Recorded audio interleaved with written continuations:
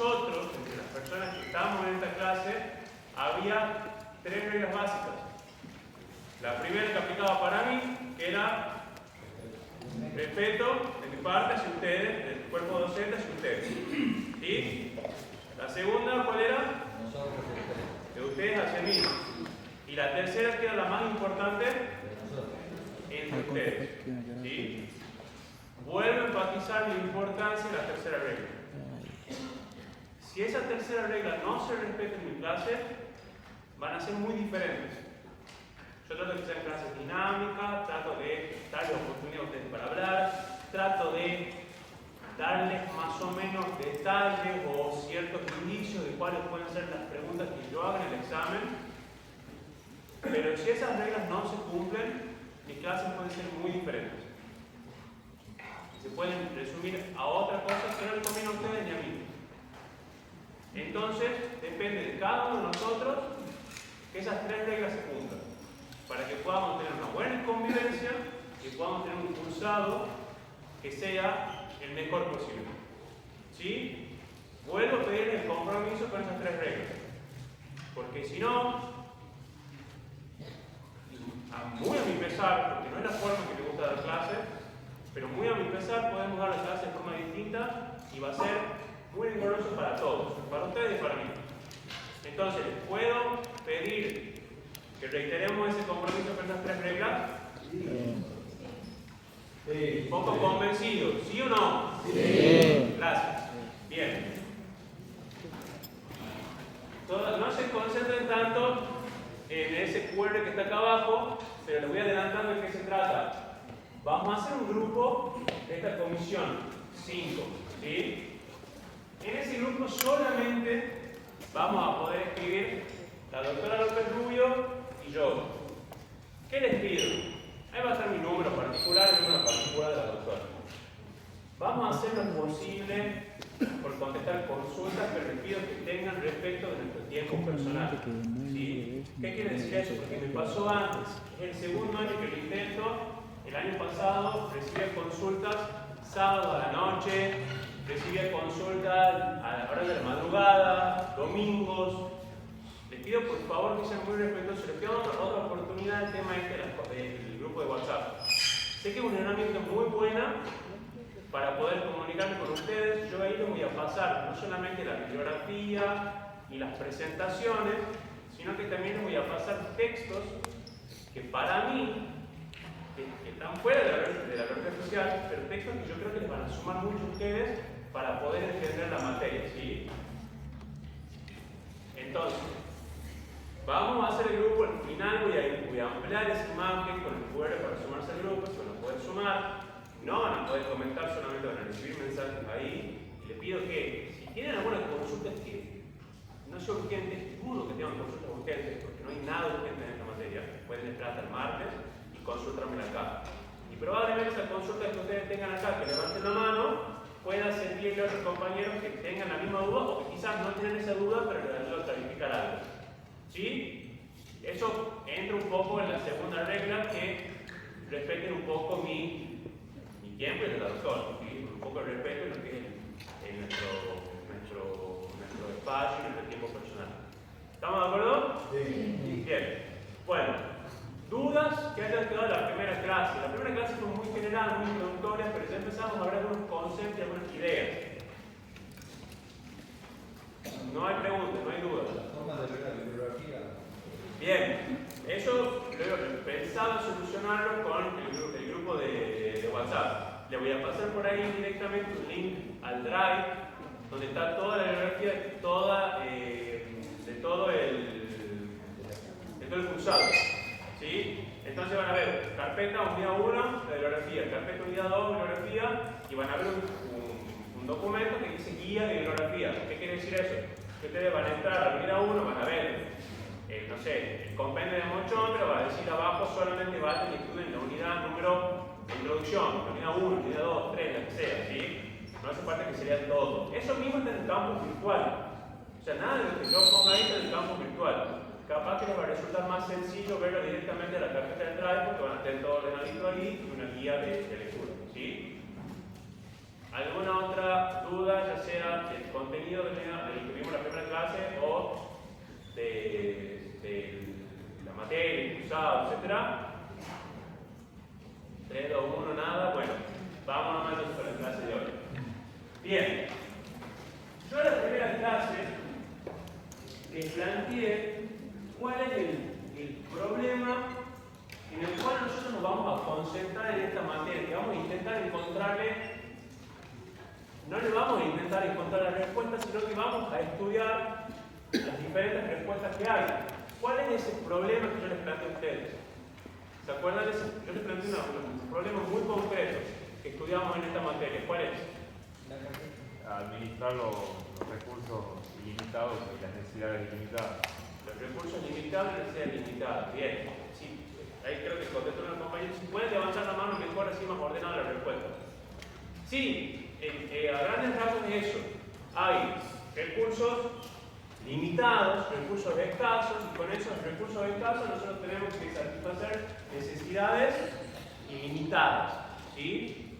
Esa pregunta que surge se da del principio de la humanidad. ¿Sí? Desde que el humano empezó a tener raciocinio, ¿cuál fue la primera pregunta que tuvo? ¿Cómo hago para satisfacer mis necesidades?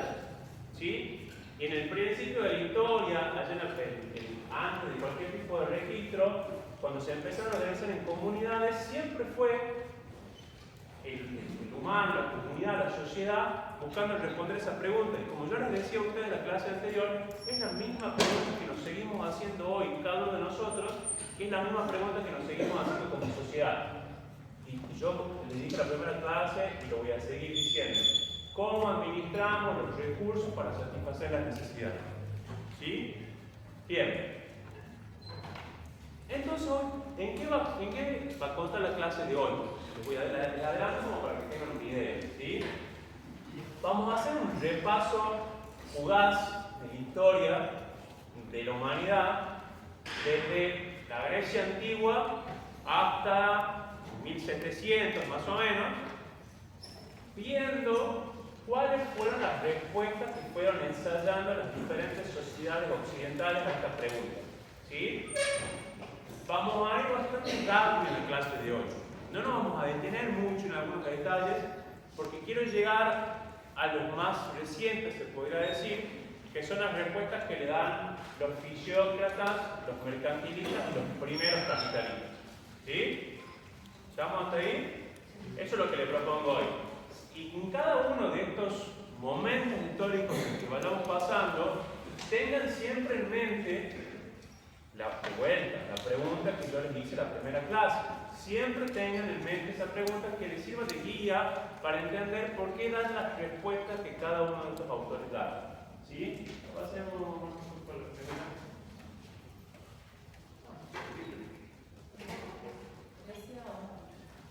Vamos a ver. Ahí estamos, Grecia. Ahí está. Bien, bueno, esto es un poquito de lo que yo les mencionaba recién, ¿verdad? Y empezamos con Grecia. Seguramente son estudiaron, ustedes que tienen filosofía en el primer cuatrimestre, ya más o menos saben cómo se organizaba la sociedad griega, ¿verdad? Se organizaban en polis, Sí. En esas polis eran ciudades de estado que tenían cada una sus diferentes tipos de órganos de gobierno.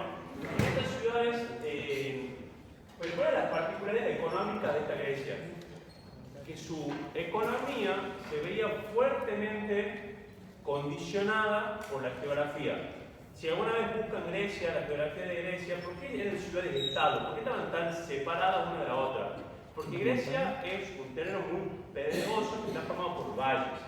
Entonces, en ese momento, comunicarse entre ciudades era muy difícil y el comercio generalmente se hacía a través del mar. Entonces, comunicarse entre ciudades por tierra era prácticamente, no digo imposible, pero era bastante complicado. Entonces, cada una de esas ciudades se organizaba de forma separada, ¿sí?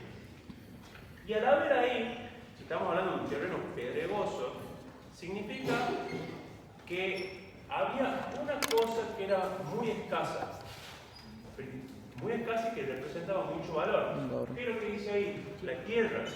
¿Por qué? Porque si ustedes están en montañas, imagínense que el terreno en el que ustedes pueden producir algo es escaso. No tienen muchas posibilidades de producción. No es como acá que nosotros salimos un par de kilómetros de San Miguel de Tucumán y van a encontrar plantaciones de limón, plantaciones de caña, plantaciones de frutillas, de lo que sea, porque es una planicie y muchos terrenos cultivables. Allá en un terreno pedregoso había pocas aplicaciones que se le puede dar a la tierra. Se le puede dar la vid y la industria del aceite, la industria del olivo, ¿sí? ¿Cómo, bro? Del olivo. Del olivo, claro, exactamente. Entonces, al convertirse en eso, en un recurso tan precioso, sobre eso giraba la economía griega, ¿sí?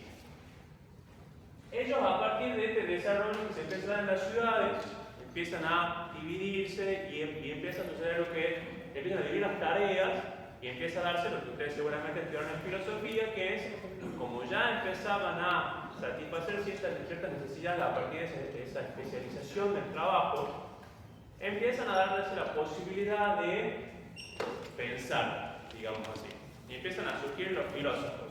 ¿Cuáles son, sacando Sócrates, cuáles son los dos grandes filósofos que seguramente estudiaron cuando vieron filosofía? Heráclito. Platón y Aristóteles, ¿sí? Heráclito. Acá vamos a ver vueltas, sé que a veces es medio tedioso, pero a ver rápidamente qué conceptos económicos vertían ellos Heráclito era de en ese momento. Sí, pasemos por favor toda la pregunta. Ah, bueno, sí. Yo me doy cuenta que está ahí. Despacio, está bien. Entonces, Bien. Bueno, Platón, de vuelta, siempre tengan en cuenta que ellos están analizando la sociedad en la que viven. Platón empieza a analizar su sociedad y empieza a darse cuenta que se dividían en diferentes clases sociales. ¿Sí? Seguramente vieron esto en filosofía. Y esas clases sociales eran los gobernantes, los guerreros y los productores. ¿Sí? ¿Qué es lo que dice Platón en su estudio? Que dice que según las virtudes del alma, las personas van a tener diferentes inclinaciones, algunos van a tener inclinación hacia ser gobernantes, hacia que son, o casualidad, Platón diciendo que los gobernantes deberían ser los filósofos, los guerreros y los productores. Y esa división de clases era a partir del trabajo que cada una de estas personas realizaba. Entonces, en base al trabajo que vos estés realizando, vas a pertenecer a una de las clases, ¿sí? Entonces acá empezamos a ver cómo, en un primer momento, ya estamos hablando antes de Cristo, cientos de años antes, empezamos a ver un primer planteamiento de la división del trabajo. ¿Por qué? Lo que está diciendo es que es más eficiente el uso y la explotación de los recursos si nos dividimos el trabajo. Están buscando, de vuelta, pensemos en la pregunta, ¿qué está diciendo él? Para nosotros usar eficientemente nuestros recursos para satisfacer nuestras necesidades, lo que tenemos que hacer es dividirnos el trabajo y en base a las virtudes de cada uno, te vamos a hacer un trabajo y de esa forma los recursos escasos que tenemos van a ser mejor utilizados. ¿Sí? ¿Se entiende más o menos cómo responde esta pregunta Platón? ¿Cómo da la primera idea de cómo empezar a responder esta pregunta de los recursos escasos? Sí. Siempre tengan en cuenta lo que esta pregunta inicial para poder contestar estas cosas. ¿Sí? Yo en el examen seguramente voy a hacer preguntas de ese estilo relacionadas a que ustedes planteen cómo los pensadores buscaban responder esta pregunta inicial. Yo cuando me acuerdo, cuando puedo, les tiro cositas que seguramente puedo llegar a preguntar en el examen. ¿Sí? Bien. Platón, aparte de eso, vio el beneficio y el interés, o sea, el beneficio sobre el dinero como amenazas al status quo. ¿Qué quiere decir esto? Platón básicamente decía que si nosotros estamos buscando favorecer o aprovechar mejor los recursos a partir de las cualidades que tiene cada uno de nosotros, si yo hago que el dinero, que es algo inerte, que no tiene una propiedad en sí, que no tiene algo que se le destaque, que ese dinero de por sí genere más riqueza, eso rompería esa división del trabajo que yo estoy haciendo. Si yo divido el trabajo y le asigno a cada uno un trabajo en base a sus virtudes, pero de repente tengo que pensar que por el simple hecho de tener dinero, algo inerte que no tiene ningún valor, genera ganancia, estoy rompiendo esa división del trabajo que yo estoy planteando originalmente.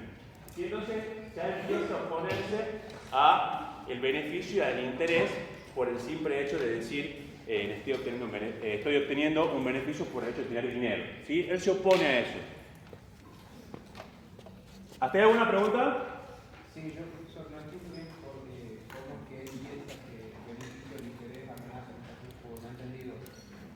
consideramos que el hecho de tener dinero, pensemos cómo divide el trabajo Platón.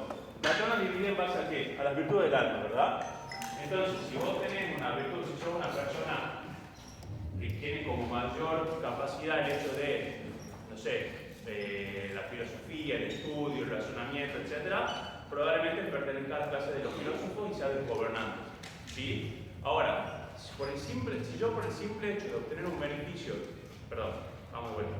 Si yo por el hecho de obtener dinero, solamente de tener dinero, obtengo un beneficio, no a partir de la cualidad del arte que yo tengo, o sea, yo soy, por ejemplo, soy un productor, pero eso no importa mi cualidad de mis virtudes como persona, sino que yo simplemente tengo dinero y lo presto y con eso genero beneficios para mí, con eso genero un interés y así obtengo riqueza.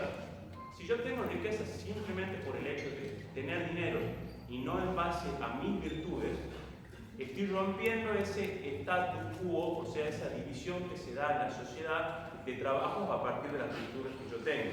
¿Sí? Por eso decía Platón, si vos obtenés un beneficio solamente porque tenés dinero y no a partir del buen uso de tus virtudes en la clase social a la que vos perteneces, eso rompería esa armonía que existe entre todas las clases sociales. ¿Se entiende? Es un poquito difícil comprenderlo es un poquito difícil comprenderlo con la perspectiva que tenemos hoy nosotros, ¿sí? Porque hoy no nos hacían un trabajo en base a las virtudes que tenemos nosotros, sino nosotros elegimos en base a nuestra formación, tenemos la posibilidad de decidir hacia dónde avanzamos. Algunas personas serán mejores o peores, pero no estamos condicionados por nuestras virtudes. Y sabemos que las personas que tienen dinero, si lo dejan en el banco, generan intereses y punto. Platón lo que está diciendo es que esa última parte de obtener dinero por el simple hecho de obtener dinero, o sea, obtener beneficios, intereses, por el simple hecho de tener ese dinero, rompe con esa división que para él es la base de la sociedad. Que esa sociedad esté dividida en clases sociales, en diferentes trabajos, es lo que mantiene la sociedad como tal. Si una persona empieza a ganar dinero a partir del simple hecho de tener solamente dinero, se rompe esa división del trabajo que sostiene la sociedad. ¿Se entiende? Sí. ¿Usted qué decir algo más? ¿Es difícil otra clase social? Banquero, listo. La verdadera riqueza, sí, claro. Si van a financiar, el hecho los que de... tenían montes, ponían plata, pero si van a financiar, bueno. Claro, recuerden cómo Platón hablaba de la cardinalidad del alma y las virtudes y encontrar el yo superior y todo. Perdón, no el yo superior, no me sale ahora. ¿Se acuerdan que él hablaba del mundo de las ideas y poder acercarse más a eso? Bueno, todo ese concepto platónico de lo que es de acercarse lo más posible a ese concepto ideal, si nosotros nos concentramos solamente en el hecho de obtener dinero a partir de intereses, nos alejamos de esa búsqueda del concepto ideal que plantea Platón. Yo no soy filósofo, no es muy fuerte Platón, pero más o menos es el concepto general. ¿Se entiende? Bien, vamos a la siguiente. Bien, el siguiente es nuestro amigo Aristóteles. ¿Okay? Aristóteles usa la palabra, creo que lo mencionaba el otro día, usa la palabra economía para referirse a la administración del hogar, trata sobre la crematística, que es básicamente la administración de, creo que es la administración de la cosa pública,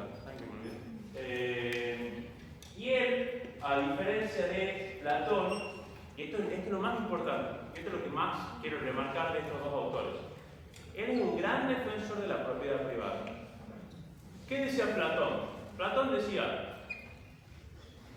nosotros tenemos que administrar los recursos y ¿quiénes son los más capacitados para administrar los recursos de la sociedad? Los filósofos, que eran los gobernantes.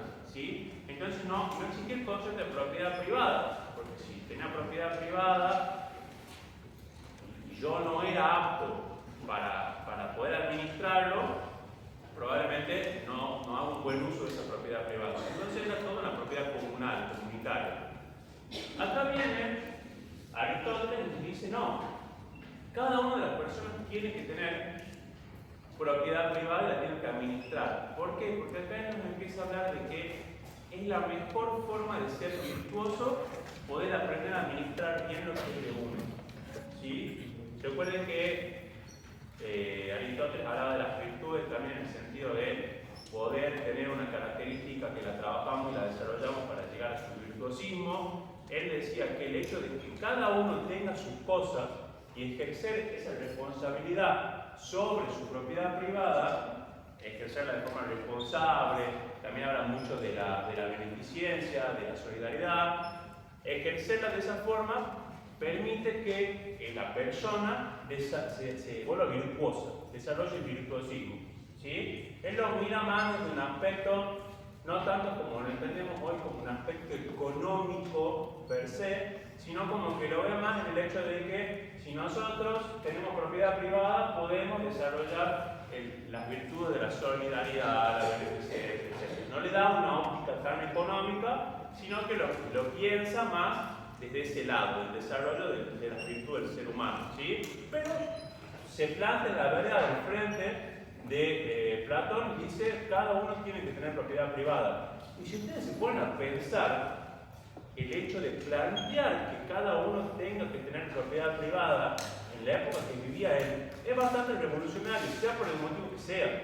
Pero estamos hablando en épocas que existían reyes, que generalmente eran los dueños de todo, y no existía el concepto de que algo sea mío.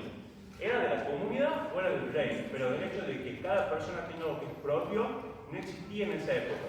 Entonces el hecho que él empieza a plantearlo, por el motivo que sea, es bastante llamativo. ¿Sí? Por eso lo tratamos acá. Él empieza a hablar también de la diferencia entre el valor de uso y el valor de cambio. ¿Quién se anima a diferenciar valor de uso y valor de cambio? Por ejemplo, el agua sería un valor de uso. ¿El agua en qué sentido? El agua no la puedo usar, ¿no? Pero por ejemplo, una moneda no la puedo cambiar por otra cosa. El agua. ¿Pero el agua tiene valor de uso y tiene valor de cambio? También, Sí. digamos, pero Va por, entiendo por ahí, sí, vamos allá arriba, tenemos la respuesta. Si dice que el agua quiere usarlo como valor de uso, también tiene que fijarse que hay cosas, por ejemplo, de por qué nosotros vendemos el agua, ¿entiendes? La manchada de aquello, entonces ¿qué hacemos con el agua? Con ambas, el valor de uso y el valor de cambio. Bien, por ahí va la respuesta, tiene ambas, eso estamos más o menos todos de acuerdo, ¿verdad? Pensemos en el ejemplo del agua que ve el compañero. ¿Cuál es el valor de uso? O sea, ¿qué uso le dio al agua? Concretamente. Hidratar, usualmente para hidratar, ¿sí? Tiene muchos otros usos, pero pensemos que el uso más esencial es hidratarse, ¿sí? Ahora, ¿ese valor de uso es el mismo acá que en cualquier otra parte del mundo? No. Ese valor de uso. Ustedes están pensando en el valor de cambio. El valor de uso en todos lados, ¿qué se usa para el agua? ¿Se usa para qué? En todos lados. Para beber, ya. Nos concentramos en eso, de beber. El agua es para hidratarse. Acá y en cualquier parte del mundo. Ahora, su valor de cambio va a ser el mismo acá, en San Miguel de Tucumán, que en el medio del desierto. Cambia el valor de cambio, ¿verdad? ¿Dónde va a tener mayor valor el agua? En el medio del desierto, porque yo acá le digo a la doctora pobre que me compro un agua y camino 150 metros hasta el kiosco más cercano y me compro un agua. Si no, voy al baño, o si no, en el caso, me río, no sé, pero agua conseguimos, ¿verdad? En cambio, en el desierto es bastante difícil conseguir agua y su valor de cambio aumenta, ¿sí? Sí, como la oferta y la demanda, digamos. No. No. Más o menos, no, porque la oferta y la demanda tiene un concepto de valor en base a la escasez del bien y demás. O sea, el valor de cambio, si lo tomamos al valor de cambio, sí puede tener que ver un poco con la oferta y la demanda. Entonces no está mal lo que están planteando, pero no nos confundamos. No vayamos a oferta y demanda porque por ahí quizás nos mezclamos. Ahora pensemos como que el valor de uso es el valor para el cual yo utilizo la cosa o el servicio. ¿Sí? En este caso, la cosa es la agua, lo utilizo para hidratar. Listo, el valor de uso es permanente, constante, no cambia. El valor de cambio, por el otro lado, es por aquello por lo cual yo lo puedo intercambiar y depende mucho de las circunstancias. Podemos expresarlo monetariamente, por ejemplo, no sé, una botella de agua vale 1.000 pesos. Probablemente en otros lugares del mundo la botella de agua, de escasez de agua, valga mucho más. Entonces ese valor de cambio va a variar en función del contexto. Sí, perdón, acá. Sí, creo que él habla acerca, bueno, cuenta la historia del rey Midas, que todo lo que tocaba se convertía en oro, entonces se moría de hambre, pero cuando se quería comer una papa ¿Qué valor tiene el oro en ese momento si hay abundancia de oro? Ninguno. Si yo tengo exceso de oro, pierde el valor. Yo uso mucho el ejemplo también, que lo voy a ver más adelante en la materia, pero por ejemplo, si yo tengo un diamante y 1 litro de agua, ¿qué va a ser más valioso acá hoy en Tucumán? ¿El diamante o el litro de agua? El diamante. Pero si yo me voy al medio del desierto del Sahara, ¿qué va a ser más valioso? El agua. ¿Verdad? Entonces el valor de cambio varía según el contexto, en cambio el valor de uso es constante. Sí. Por ejemplo, puede ser el color púrpura, que en la antigüedad se extraía de una especie Ya entendí. de animal que era meca, que sacaba unas cuantas gotas, pero ahora con la química se puede sintetizar el color púrpura. Claro, sí, en la antigüedad el valor de púrpura siempre fue el mismo, colorear algo. En cambio, dependiendo de la escasez o no, el contexto, en el caso que plantea el compañero, va a variar. ¿Sí? ¿Se entiende? Ahora, eso nos lleva a una segunda pregunta que se hace Aristóteles. Recuerden, él siempre buscaba el virtuosismo. ¿Sí? Y él dice, ¿cuál es el precio justo? O sea, ese valor de cambio. ¿Cómo lo intercambio yo a algo de una forma justa? Y él responde eso planteando que el precio justo es cuando es justicia conmutativa. ¿Qué quiere decir justicia conmutativa? El cambio sea beneficioso para todos. Que el cambio sea que yo escribo una cosa y recibo algo del mismo valor. Claro. Pero ¿cómo sería el mismo valor? No sabemos. Y Aristóteles tampoco responde esa pregunta. Él simplemente dice eso. Depende del valor. Depende del contexto también. Claro. O depende también de la apreciación subjetiva de cada uno. Porque quizás yo un recuerdo familiar muy preciado para mí tiene un valor de cambio muy alto, porque particularmente para mí es algo muy valioso, pero la persona que tengo al frente le da lo mismo. Entonces, ¿cómo planteo yo que una cosa es igual a la otra? Aristóteles no lo responde. ¿Sí? Y esa respuesta la vamos a seguir buscando, no es que tiene una solución concreta. Pero él ya empieza a decir, bueno, ¿cuándo sé que hay un precio justo? Cuando yo recibo algo de igual valor de lo que estoy dando. ¿Sí? Es una primera respuesta. Y después plantea las 3 cualidades del dinero. ¿Sí? Y esto es re pregunta de examen para leer, para todos que presten atención, porque cuando vieron en un examen, no sé si han leído el libro ustedes, creo que no, pero cuando leen un libro y por ahí está medio corto y el profesor les quiere tirar un salvavidas, capaz que les quiere esta pregunta. Que a veces lo hago y hay veces que no sabe la respuesta y un salvavidas de broma. Segundo y se terminó. ¿Cuáles son las 3 cualidades del dinero? Unidad de cuenta. Unidad de cuenta. ¿Qué significa eso? Que yo puedo medir cosas en base a 1, 2, 3, 10 pesos. Significa que puedo usarlo para tomar medidas de valor, ¿sí? 1, 10, 20, 30 dólares, lo que sea. Se puede usar para eso. ¿Cuál es la segunda característica? Medida de cambio. ¿Cómo? Medida de cambio. Bien. Lo puedo usar como instrumento de cambio. Pongamos de esa manera. ¿Qué quiere decir eso? Yo puedo usar dinero para intercambiarlo por tiempo o servicios. Antes, ¿qué se hacía generalmente? El trueque. Yo entrego una cosa, me dan una cosa. En cambio, con el dinero, yo puedo ir con el dinero y como tiene curso forzoso en Argentina, si yo voy a comprar algo con pesos, me van a entregar esas cosas. ¿Sí? Lo uso como medio de intercambio. ¿Sí? Como la escena esa de donde Homero piensa y quiere comprar maní. Claro, que dice $5 comprar mucho maní. Sí, sacaron el final Simpson. Bien, ya van 2. No sé si se lo puede. Y la tercera, ¿cuál es? Sumamente importante. Que no conteste el amigo de arriba, ya va 2. ¿Alguien más? Reserva de valor. Pensemos. Yo uso el dinero para medir algo. Esto vale 5 pesos y lo comparo con otra cosa que vale 10 pesos. Entonces me sirve para medir magnitudes. Si esto vale 5 pesos, se supone que es más barato que la otra cosa que sale 10, ¿verdad? Me sirve para medir la magnitud del costo. Segundo, yo lo uso para ir al kiosco y comprar cosas, ¿verdad? Yo voy al kiosco, plata, me entregan una cosa a cambio. Me queda un tercer uso del dinero. Si yo no lo uso para comprar, ¿qué hago con el dinero si no lo gasto? Lo ahorro. Esa es la tercera cualidad del dinero, ¿sí? Reserva de valor. El dinero se supone que es reserva de valor.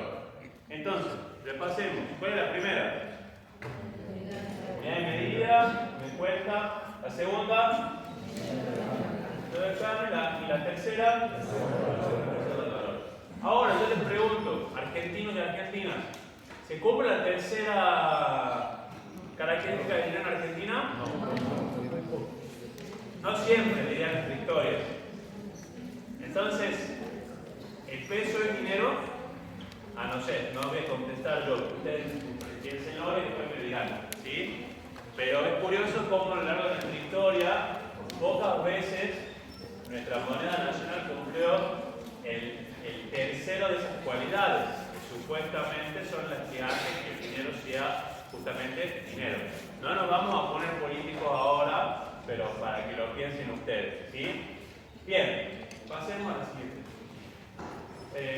Bueno, por último, Genofonte, que menciona los reglas de la palabra economía y resalta la figura del buen administrador como quien divide tareas de forma eficiente. Un poquito de lo que mencionaba Platón. No nos detengamos mucho en Genofonte, pasemos al siguiente. No se preocupen que después paso todo. No hace falta que saquen foto y copien. Yo les voy a pasar todo el PowerPoint. ¿Sí? Es el mismo PowerPoint. Va todo en un solo paquete, así que no se preocupen. Bien. Avanzamos un poquito en la historia. Y ahora quedamos en Roma. ¿Sí? Seguramente también estudiaron Roma. ¿Y acá qué sucede? Roma es un gran imperio. ¿Sí? ¿Cuál es la característica principal de Roma? Que se expande mucho territorialmente.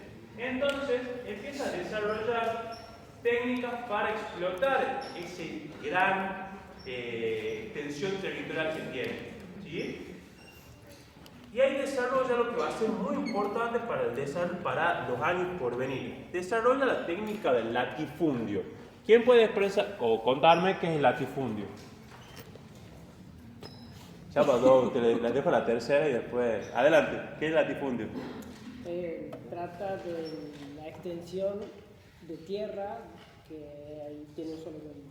Claro, La prestaba para trabajar y... Exactamente. Es una extensión de tierra. Pensemos, Roma, imperio, expandiéndose. Muchísimos territorios tenían que ver la forma en la que podía explotar ese territorio. ¿Y a quién se le iba a dar? ¿Se le iba a dar a los que eran los dueños antes, a los conquistados? ¿O se le iba a dar a sus ciudadanos romanos? A los ciudadanos romanos. Entonces, ¿qué hacía? Le decía al ciudadano romano que asigno este territorio. Y él, a su vez, tenía personas que trabajaban en ese terreno. ¿Sí? Que a cambio del producto de esa cosecha podían vivir en latifundio y lo explotaba el ciudadano romano a esa extensión de tierra. ¿Sí? A grandes rasgos quédense con esa idea, porque es lo que nos va a ayudar a entender lo que viene después. A nivel comercial, desarrolla mucho la navegación, rutas comerciales. ¿Por qué? Porque al final un territorio tan grande tiene que comunicarse de ciertas formas y desarrollan muchos sistemas de comunicación y de comercio. Como aparecía abajo, rutas de navegación, rutas comerciales y desarrollan mucho el comercio. ¿Sí? Seguramente han escuchado la frase, todos los caminos conducen a Roma. Justamente viene de eso, de hecho que en esa época todo el gran sistema de caminos y de rutas comerciales estaba dirigido y estaba diseñado por Roma. Desde el punto de vista netamente económico no tienen grandes avances, pero es algo que a nosotros nos incumbe mucho, que es el siguiente, pasa por favor tú, que es el derecho romano. ¿Sí? Yo sé que ahora ustedes no tienen como una materia obligatoria derecho romano. Cuando yo cursaba así en segundo año, y fue una materia que yo, en lo personal, la sufrí muchísimo. Pero hoy la pienso y digo, ¿cómo me sirve esa materia? ¿Por qué? Porque el derecho romano sienta las bases o es el primer intento de regular las relaciones entre personas. ¿Sí?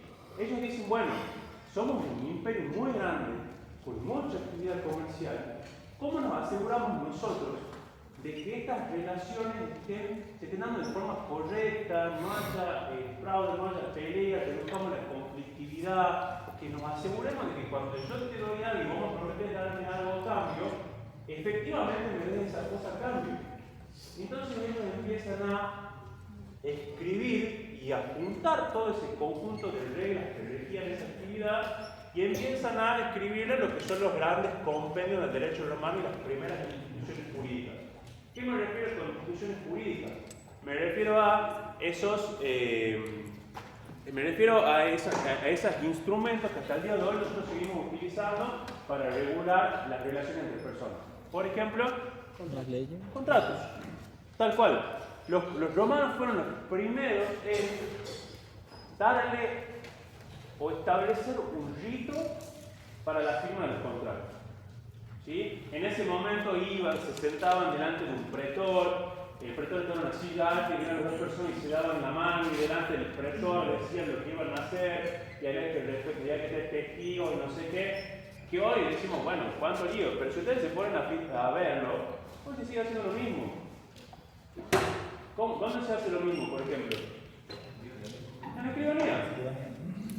En una escribanía es prácticamente lo mismo. Van dos personas delante de otra persona que tiene un poder que está cedido por el Estado y esas dos personas delante de este pretor o el escribano dicen, bueno, nosotros nos comprometemos a hacer tal cosa. Yo te doy tal cosa, vos me das tal cosa. Sigue pasando. ¿Y quiénes son los que instrumentaron eso? Los romanos.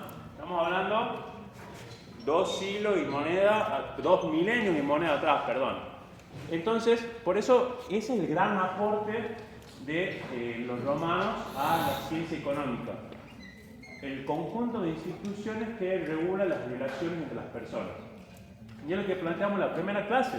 En la primera clase, ¿qué es lo que decíamos nosotros? Economía y derecho tienen una relación íntima, constantemente se tocan. Y lo vemos acá. Ya los romanos, su gran aporte es habernos dejado ese conjunto de ritos para que nosotros hoy podamos llevar adelante transacciones económicas con seguridad. ¿Sí? Bien. ¿Hasta acá cómo vamos?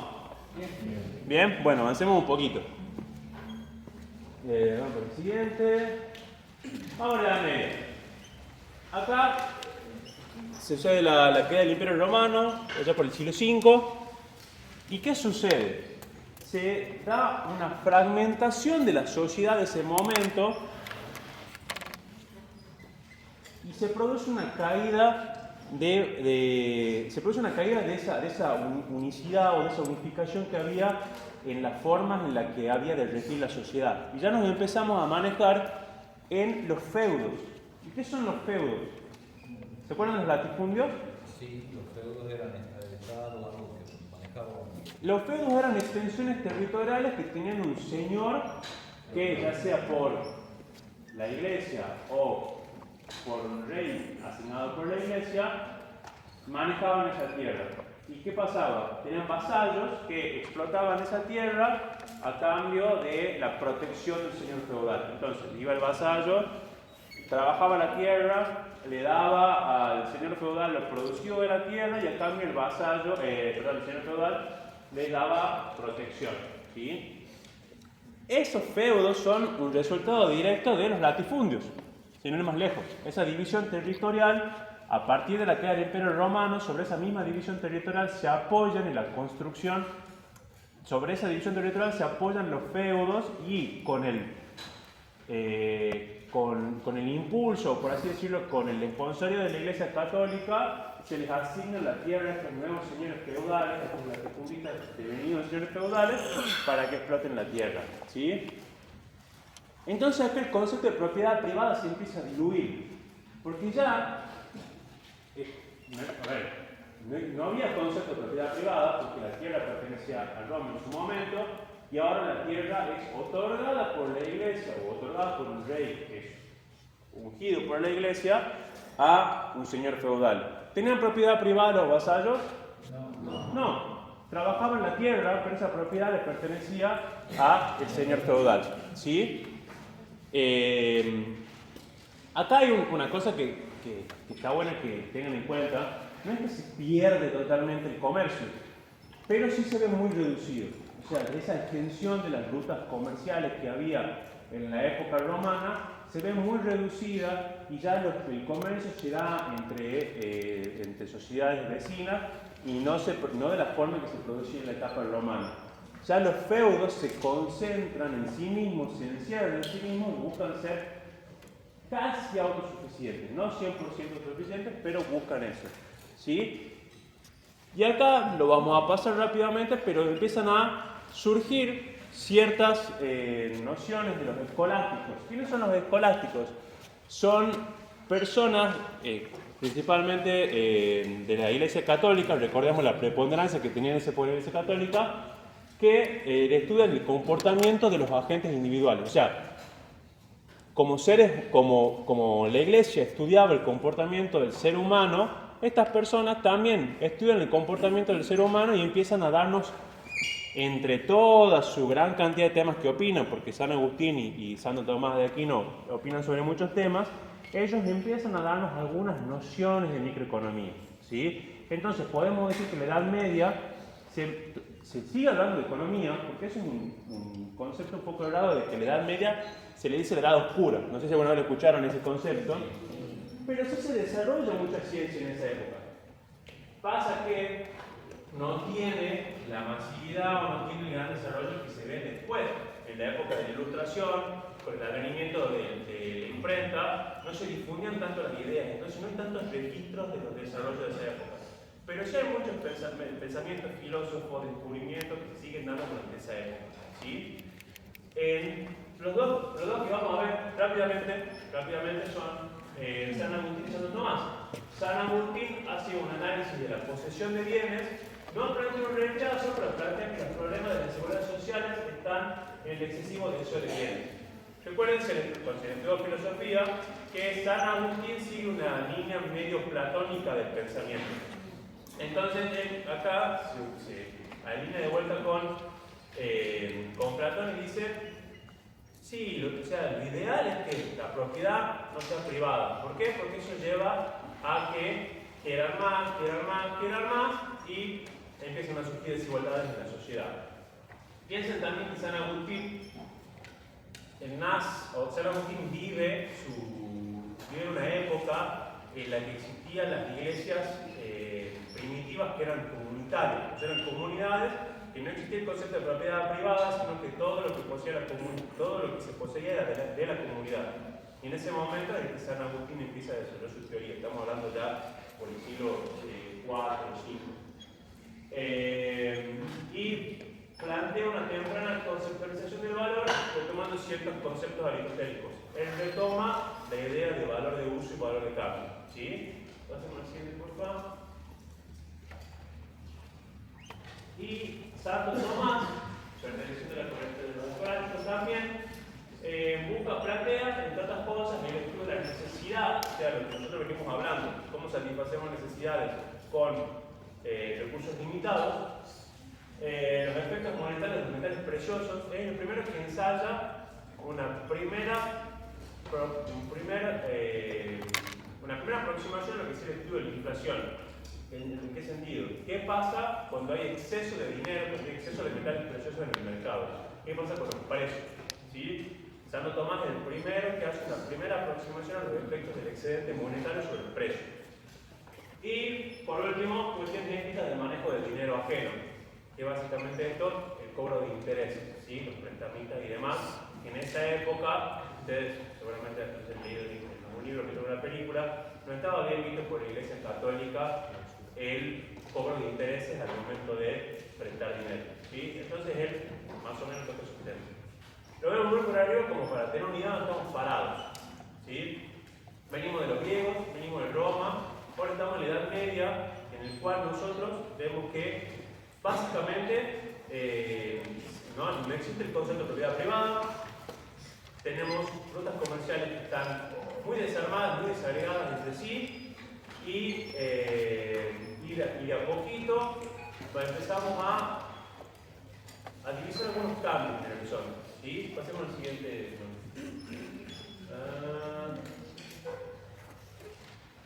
Bien. Pasemos a la versión de Bien. cambios en la Europa de esa época, en el mundo occidental de esa época. Primero, las ciudades empiezan a crecer en importancia. ¿Sí? Empiezan a aparecer las grandes capitales que hoy conocemos: París, Londres, Lyon, Venecia. Empiezan a desarrollarse mucho esos lugares. ¿Por qué? Porque se empieza a dar un gran aumento de comercio. Todas esas rutas comerciales antiguas romanas empiezan a retomarse.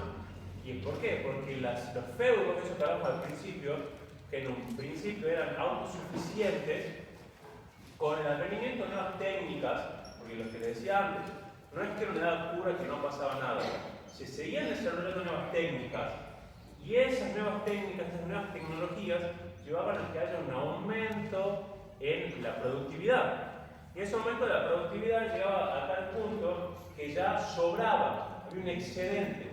Entonces, ¿qué hacemos con ese excedente? ¿Nos lo guardamos o qué hacemos? Buscamos ¿qué? Comercializarlo, venderlo. Entonces, ese excedente hace de que aquellas personas que han producido empiecen a buscar rutas comerciales, y eso hace que empiecen a despertarse las grandes ciudades comerciales. ¿Sí? También necesidad de intercambiar ese excedente hace que se expanda el uso del dinero. ¿Sí? Entonces, como era difícil medir cómo cambiar una cosa por la otra con la técnica del trueque, ahora empezamos a tener una nueva técnica que es decir, bueno, usemos un metal precioso que nos sirva como referencia para esos intercambios. Y ahí es donde se empieza a expandir la utilización del dinero. Ante ese crecimiento del comercio, el crecimiento del uso del dinero, ¿qué es lo cual que empieza a surgir una necesidad? Una necesidad de que ese comercio, esas rutas, tengan cierta certeza. Y ahí es donde empiezan a forjarse los primeros estados nacionales. ¿Sí? ¿Qué es lo que están buscando esos estados-nación? Es establecer ciertas reglas que aseguren de que yo pueda comercializar en paz, y que la moneda que yo estoy utilizando tenga cierto resguardo. ¿Sí? O sea, que el oro que yo estoy utilizando, yo sepa de que es algo que tiene validez porque está, por así decirlo, sostenido o apoyado por un Estado. ¿Sí? Entonces, ante esta necesidad empiezan a surgir Estado-nación fuerte. Pasemos al siguiente punto. Estos Estado-nación fuertes, esta etapa se conoce como el mercantilismo. ¿Qué quiere decir esto? El mercantilismo es justamente que estamos empezando a desarrollar el mercado, el comercio entre diferentes países y demás. Entonces, estos incipientes comerciantes empiezan a exigirle al Estado ciertas cosas, piden un Estado fuerte que nos pueda asegurar las cosas que aparecen acá. Primero, que nos aseguren que ese intercambio se produzca de forma eficiente, y ese Estado buscaba asegurarse estas cinco cositas que aparecen acá. En el libro van a ver más cosas, en la bibliografía, pero yo quiero que tomen como referencia esto. Son los 5 postulados de esa época, de los economistas y comerciantes de esa época. Primero, el oro y la plata son las formas más deseables de riqueza. ¿Sí? Como empezamos a utilizar moneda, como mencionaba antes, vamos a relacionar la riqueza con el oro y con la plata, con el metal precioso. ¿Sí? Para yo poder acumular riqueza, tengo que tener de acá, este es un concepto que lo vamos a usar mucho en toda la materia. Tengo que tener una balanza comercial favorable. ¿Quién se anima a tratar de explicar la balanza comercial? O sea, que tenga el mismo valor, una cosa con otra. No. Que haya un equilibrio entre lo que le dan por la plata que reciben. Tampoco, dice balanza comercial. Acá es la referencia.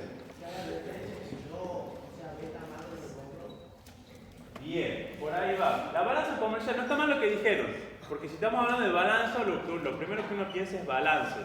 Cuando hablamos de balanza comercial es la comparación entre las exportaciones, o sea, lo que yo vendo de mi país para afuera, contra las importaciones. Puedo tener una balanza comercial equiparada, como dicen acá los compañeros, significa que hay un equilibrio entre lo que yo vendo hacia afuera y lo que compro desde afuera hacia adentro.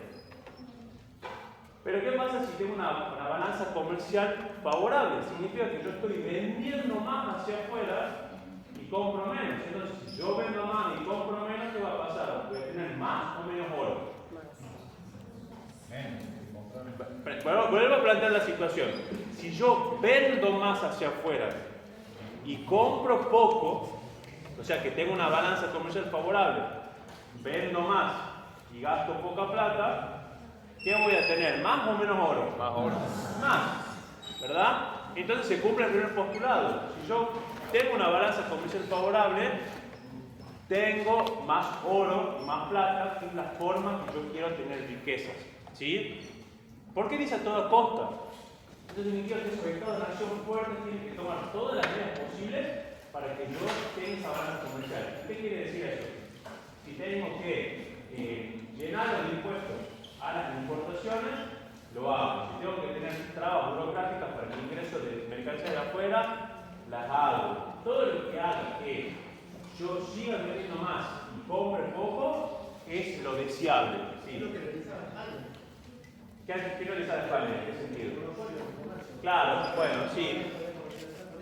La corola solamente podía comerciar, entonces se aseguraban de que iban a tener un gran cantidad de compradores y poco dinero saliendo fuera del Imperio Español.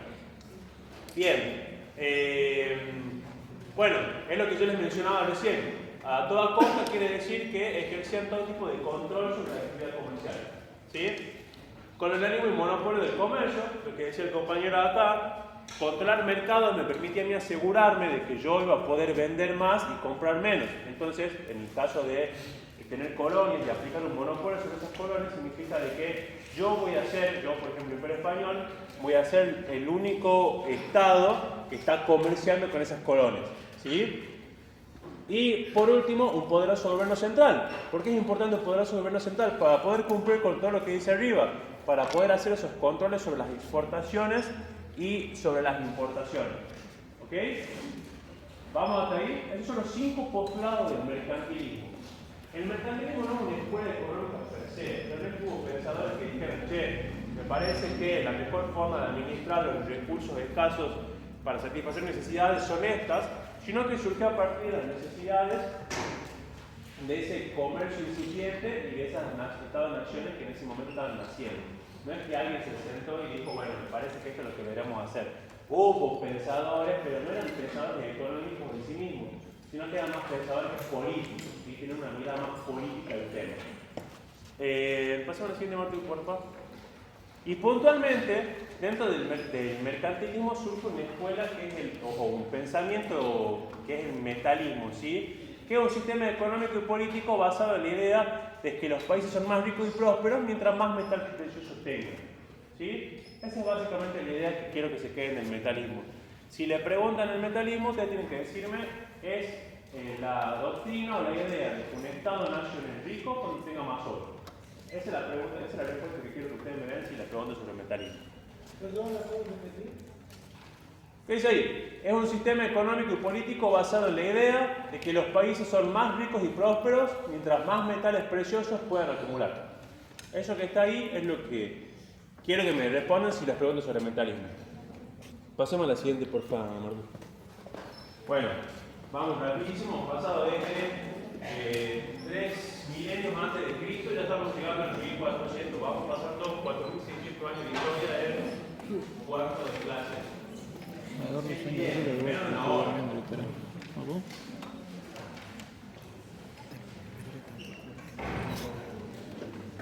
Me estoy durmiendo, no sé, de golpe me agarro un sueño, soy feo. Bueno, bien. Fisiocracia, ¿cómo estamos? Estamos al, ¿por qué decir un tema? Este tema es, a los profesores de esta cátedra nos encanta aprender el examen. Fisiocracia, divertidísimo. ¿Estamos despiertos? ¿Estamos bien? ¿Sí? Vamos, les propongo unas cosas.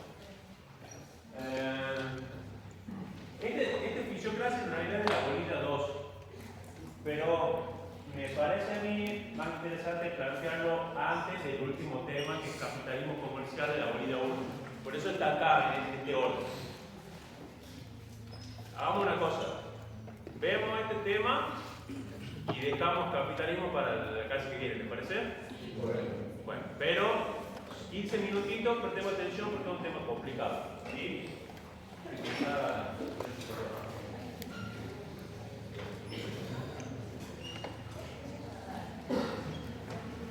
Bueno, bien. Estamos hablando de cómo se empiezan a desarrollar el comercio, los estados de nación y demás. Ahora, para este tema puntual de los fisiócratas, nos vamos a plantar allá por la Francia del siglo XVII, XVIII, años 1600, 1700. Se empieza a desarrollar un fenómeno, en otro lado del charco se ubica en Francia, cruzando hacia el norte, ¿qué tenemos? Inglaterra. En Inglaterra se empieza a dar las primeras luces de la revolución industrial. ¿Y qué empieza a pasar? Inglaterra empieza a ponerle muchas fichas a la industria. Entonces, las fábricas, la industria, el capital, es sumamente importante en Inglaterra. Pero en Francia todavía no sucedía eso. Francia tiene una explotación agrónoma y ganadera muy extensiva, muy fuerte. Entonces ellos, basándose en ese concepto, empiezan a pensar, mirando su realidad. Por eso es importante cuando nosotros vemos a estos autores, preguntarnos también sobre su contexto. Ellos empiezan a decir, ok, ¿de dónde obtenemos nosotros nuestros recursos principalmente? ¿De dónde obtenemos nuestra riqueza? ¿La obtenemos de dónde? De la tierra. ¿Sí? Entonces, a diferencia de sus vecinos, amigos, para enemigos ingleses, ellos empiezan a decir, la agricultura, o sea, la actividad que trabaja la tierra, es efectivamente lo único que genera riqueza. ¿Sí? No hay otra cosa que genere riqueza. ¿Por qué? Porque era lo que ellos vieron en ese momento. Siempre pónganse eso en mente. Hoy nosotros podemos pensar de una forma distinta, pero nos pongamos en los zapatos de los franceses del siglo XVII. Ellos dicen, bueno, lo único que genera riqueza es la agricultura. Y eso genera el excedente, ¿se acuerdan que hablamos de excedente? Eso genera un suficiente excedente para que se reparta por toda la sociedad. ¿Sí? ¿Alguna duda acá? Voy a ir lento esto porque vamos a entenderlo bien cada pasito. ¿Sí? Entonces, para esta escuela, para los fisiócratas, ellos dicen, bueno, la agricultura es lo que produce la riqueza. Y esa riqueza, mientras más capacidad de producción agrícola tengamos, más rica va a ser esa nación. ¿Sí? Ellos acá nos empiezan a plantear, y esto es lo que quiero que destaquemos de los fisiócratas. Ellos empiezan a plantear la noción o el concepto del orden natural. Recuerden esto, que es sumamente importante para que veamos otros autores más adelante, como Adam Smith. ¿Y qué nos dicen ellos? Es natural que las sociedades busquen obtener el mayor bienestar posible con el mejor gasto posible. ¿Qué quiere decir con el mejor gasto posible? Con la asignación eficiente de recursos. ¿Sí? Eso les recuerda algo que venimos hablando, que venimos diciendo. Es la pregunta que nos venimos haciendo al principio. Las sociedades siempre van a buscar tratar de responder a la mayor cantidad de necesidades para obtener el mayor bienestar posible, haciendo el mejor gasto posible. Es decir, gastando de forma inteligente, gastando de forma eficiente. ¿Se entiende bien? Sí. Levanten la mano, por favor, que es importante para entender lo que viene después. Bien, vamos a la primera frase. La leemos antes, la pensemos todos juntos. Las sociedades buscan obtener el mayor aumento posible de bienestar con el mejor gasto posible. ¿Qué quiere decir esto? Que las sociedades, a partir del uso de sus recursos y del uso eficiente y el buen uso de sus recursos, van a buscar obtener el mayor bienestar posible. ¿Sí? ¿Hasta ahí vamos? Sí. Con el mejor gasto posible. ¿Qué quiere decir eso con el mejor gasto posible? O sea, que usan los recursos de manera inteligente. Entonces, a partir de ese uso inteligente de los recursos, de gastar inteligentemente los recursos, vamos a obtener el mayor bienestar posible. O sea, vamos a satisfacer la mayor cantidad de necesidades. Es ¿Sí? como buscar una mayor calidad sin gastar demasiado. Sí, buscar la eficiencia. ¿Sí? Entonces, ¿cómo hacemos eso? Acá entra la importancia de la libertad individual. Y esto, tengan en cuenta lo importante que es decir que es importante la libertad individual de cada una de estas personas a la hora de esa búsqueda del aumento del bienestar. ¿Nosotros veníamos de qué? ¿Qué es lo que acabamos de ver en el mercantilismo? Un Estado que fuerte, un Estado que dictaba la economía. Acá vienen los fisiócratas, ¿qué dicen? No, dejar al individuo que actúe libremente, porque en esa búsqueda del bienestar va a tomar las mejores decisiones posibles para el uso de esos recursos. Piensen el cambio de paradigma que supone esto. Venimos de un Estado-nación fuerte que tiene controles sobre las importaciones, a que se plantee de que la mejor forma de usar los recursos de forma eficiente para tener mayor cantidad de bienestar es dejar que los individuos actúen libremente. ¿Se entiende la diferencia? Sí. Es fuerte si se pone en el contexto, si se pone en época a la diferencia, porque estamos hablando de que al frente ustedes tienen un Estado-nación fuerte, el reino francés, y ustedes están diciendo, no, vos no sos eficiente manejando los recursos, rey de Francia. El que es eficiente es cada uno de los individuos en su uso de la libertad individual. ¿Se entiende?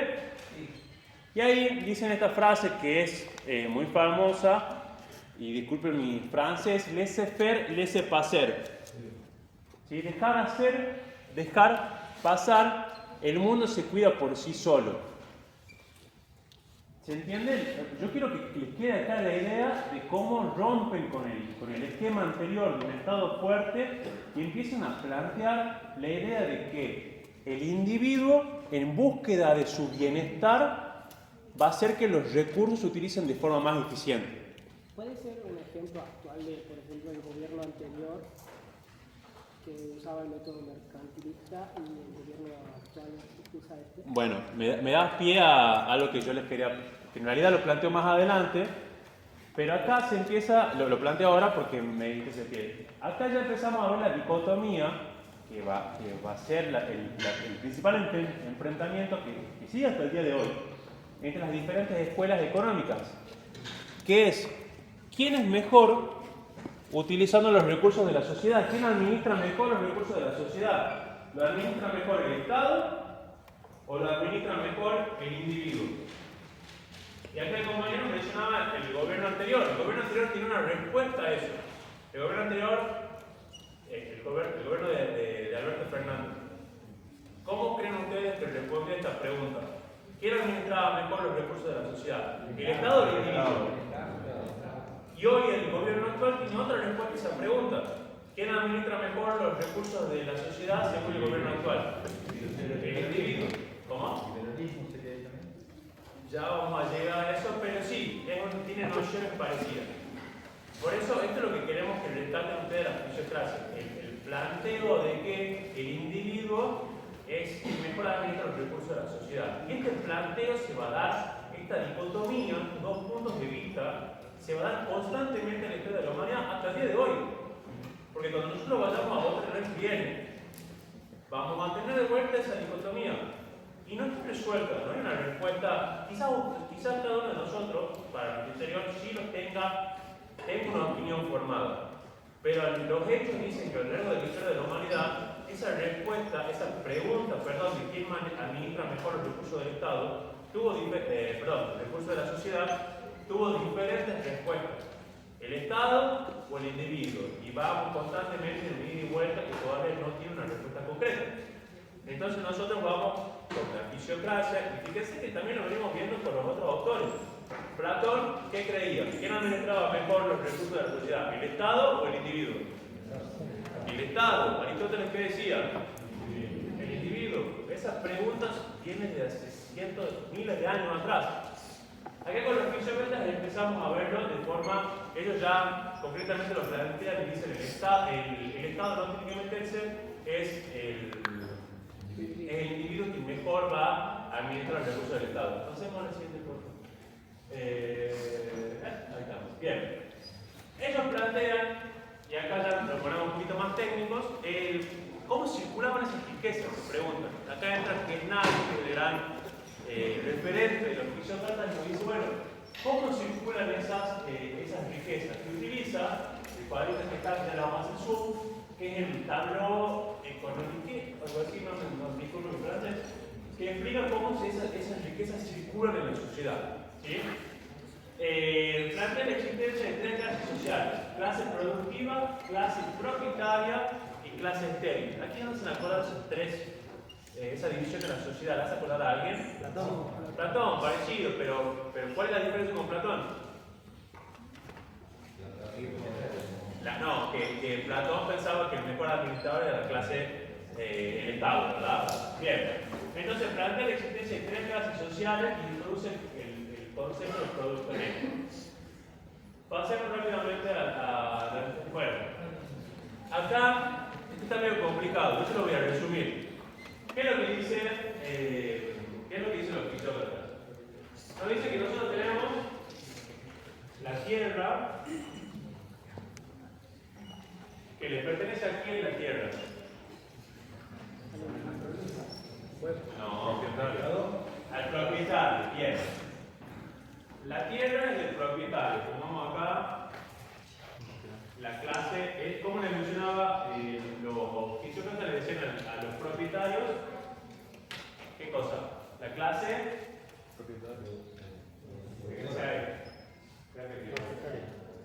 clase de propietario de la Tierra, bien. Entonces la clase de propietarios son los dueños de la tierra, ¿verdad? De la parcela. Pero ¿quién la trabaja esa parcela? ¿La trabaja el propietario o quién la trabaja? La clase de los productores, la clase rural. Entonces acá entraba la clase, le pongamos así, clase rural, ¿sí? Que son los que trabajan la tierra. ¿Quién de estos dos van a producir la riqueza según los fisiócratas? ¿La clase propietaria o la clase rural? La clase rural, correcto. Y después tenemos la tercera clase, que son los comerciantes y los industriales, que le llamamos ¿qué? La clase estéril. Entonces lo pongamos acá, clase estéril. ¿Y por qué le llamaban clase estéril? Porque ellos no producían. Ellos transformaban bienes. Por ahí han dicho ellos transformaban bienes. Transformaban solamente los bienes, claro, por eso decían clase estéril, porque los fisiócratas decían que al ser la agricultura, al ser el trabajo que hacía la clase rural, lo único que efectivamente genera valor, la transformación que producía la clase estéril, la clase de los comerciantes industriales, no agregaba ningún valor. ¿Sí? Entonces ellos decían, como esta transformación no agregaba ningún valor, era la clase estéril, no sumaba nada. ¿Por qué? Porque los trabajadores rurales aportaban el trabajo que generaba el valor y la clase propietaria aportaba la tierra de la cual nacía ese valor. ¿Sí? ¿Y cómo empieza a circular la riqueza? La clase rural trabaja la tierra y supongamos que produce, no sé, vamos a poner negro para que se vea bien. Supongamos que produce 1000 gramos, vamos acá, 1000 gramos. ¿Cómo empieza a circular eso? ¿Cómo se imaginan ustedes que empieza a circular esos 1000 gramos? Pongamos que el gramo es una moneda de cambio. Va al molino, bien, o sea, pero para ir al molino, ¿a quién tiene que ir? Primero pasa al propietario. Primero pasa al propietario, correcto. ¿Por qué? ¿Qué tienen que pagar? ¿Qué es lo primero que hacemos nosotros cuando cobramos un sueldo? ¿Qué es lo que pagan? ¿El alquiler? El alquiler, vamos al alquiler. ¿Sí? Entonces de repente vienen acá y le paga al propietario, no sé, 500 de alquiler. ¿Verdad? ¿Y qué hace el de la clase estéril? Va y le compra acá, ¿verdad? Entonces, acá, entra, no sé, por ejemplo, el grano, entra 7 gramos y a su vez entra acá el dinero producido por eso. Entonces esto que entra acá, vuelve acá, empieza a circular y a su vez acá tiene que producir, perdón, que a su vez en la clase propietaria con esos 500 ¿qué hace? Compra. Compra. ¿Y a quién le compra? Entonces esos 500, por ejemplo, le van 100 acá. Y esos 100 después se van acá para la clase productiva. Y así empieza a circular el dinero. ¿Ven? Ahí está un poquito más simplificado, para que no se vuelvan locos. ¿Qué es lo que dice? Acá se genera la riqueza, pero con los gastos que va haciendo el de la clase rural, le compra acá, paga acá, le compra acá, y empieza a circular la riqueza en toda la sociedad. Pero ¿qué es lo importante? ¿Dónde surge la riqueza? En la clase rural, ¿sí? Entonces, cuando yo les pregunte fisiocracia, ¿cuáles son los dos conceptos que ustedes tienen que decirme? Primero, el orden natural. Tienen que acordarse de la importancia del orden natural. Y segundo, su teoría del valor. ¿Dónde se obtiene el valor? ¿Dónde se obtiene la riqueza? En la tierra. La tierra. Recuerden eso. La tierra que la trabaja ¿quién? La clase rural. ¿Sí? O sea, la riqueza no se obtiene en la tierra sola. La riqueza se obtiene en la tierra trabajada por la clase rural, por la clase productiva. ¿Se entiende la diferencia? La tierra per se en manos de la clase propietaria no genera nada. No genera circulación de riqueza, no genera riqueza, no genera nada. En cambio, cuando la tierra pasa a la clase rural, a la clase productiva, que la trabaja, ahí se genera la riqueza. ¿Se entiende? Sí. Bien. Sí. Bien. Eso es lo que quiero que sepan de fisiocracia. ¿Sí? Pero quédense con ese concepto, que es que quiero que ustedes empiecen a tenerlo en cuenta para las clases que vienen. Ya empezamos a plantear esa dicotomía fuertemente. ¿Quién administra mejor los recursos de la sociedad? ¿Los administra mejor el Estado fuerte, como dicen los mercantilistas, o lo administra mejor el individuo, como empiezan a plantear los fisiócratas? Y eso nos va a dar pie a los autores que vamos a ver en la segunda clase, por ejemplo, a definir David Ricardo y demás. ¿Sí? Antes que se vayan.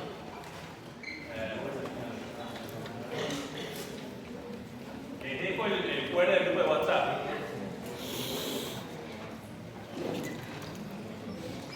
Eso es todo lo que iba a ir hoy, así que lo pasamos. Aquí abajo.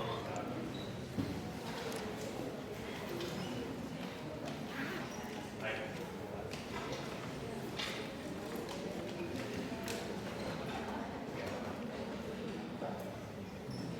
Por el de abajo. No, para eso no puede por eso. Cerrar. Volver a poner ahí abajo buscar el QR.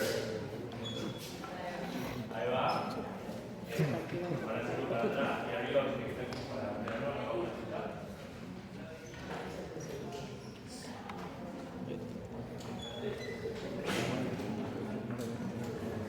Ok, bueno. Yo ahora en un rato cuando llegue a casa, voy a pasar no lo voy a pasar toda la diapositiva, porque queda todavía bastante contenido. Una vez que terminemos de usar la diapositiva, ahí se la paso para que la puedan usar para estudiar. Sí les voy a pasar el link a la bibliografía, que es una carpeta de Drive mía que está toda la bibliografía, y les voy a pasar el programa de clases y les voy a pasar el programa. ¿Sí? Silencio, que hay una pregunta. ¿Quieren retirar? Se silencio, pero mientras estén acá, por favor, silencio. Sí. Profesor, ¿usted podría ponernos o quiere ponernos en los horarios en los cuales nosotros podamos consultarle? Voy a pensar. Sí, lo vamos a hacer. Voy a poner un día y horario que puedan consultar. ¿Sí? Seguramente van a ser